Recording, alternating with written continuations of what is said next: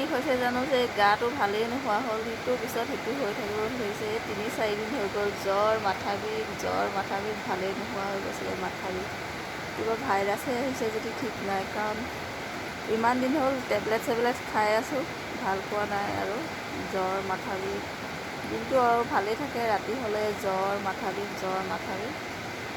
আৰু টেবলেট খাই আছোঁ যদি ভাল নাই পোৱা।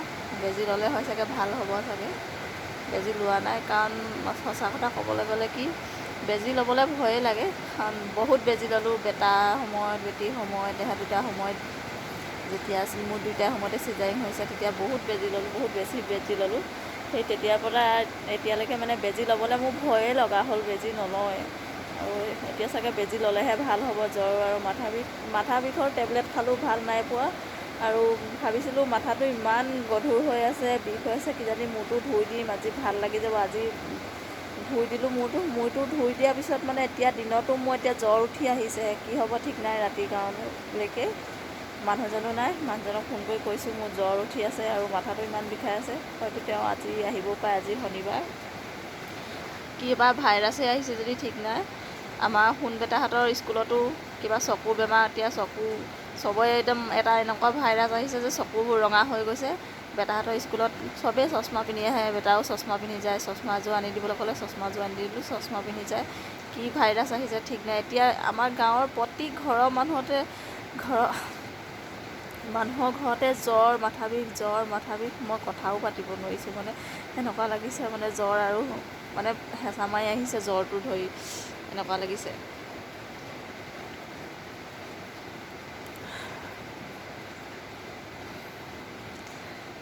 এইটো সময়ত মানে বেছিকৈ মানে ঠাণ্ডা পানী ব্যৱহাৰ কৰিবই নালাগে, গৰম পানী খাব লাগে। ময়ো আমাৰ ল'ৰা ছোৱালীহালৰ ঘৰৰ প্ৰতিজন মানুহকে মই গৰম পানীয়ে খাব দিছোঁ, নিজেও খাইছোঁ, কাৰণ বেমাৰত ভুগিছোঁ। সিহঁতেও যাতে নহওক বুলি আপোনালোকেও গৰম পানীয়ে ব্যৱহাৰ কৰিব, গৰম পানীয়ে খাব, ঠাণ্ডা পানীবোৰ বেছিকৈ ব্যৱহাৰ নকৰিব। আৰু আমাৰ ল'ৰা ছোৱালীহালে বেছিকৈ ঠাণ্ডা পানীবোৰ খচি থাকে দেই, মনা কৰিলেও নুশুনে। সিহঁতক এতিয়া মোক দেখি পেলাই সিহঁতেও ভয় খাইছে।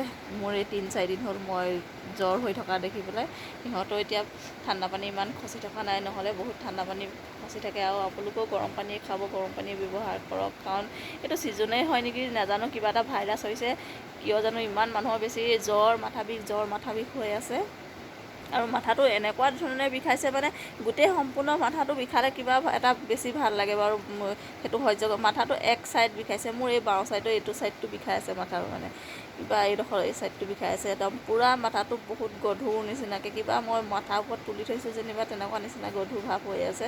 আৰু আজি মূৰটো ধুই দিলোঁ, ধুই দিয়াৰ কাৰণে আৰু বেছিহে মোৰ মানে মাথা বিষটো নাই বাৰু, এনে গধুৰ ভাৱটো নাই, কিন্তু জ্বৰটো বহুত বেছি হৈ আহিছে, আকৌ উঠি আহিছে। নাজানো ৰাতিলৈকে কি হয়,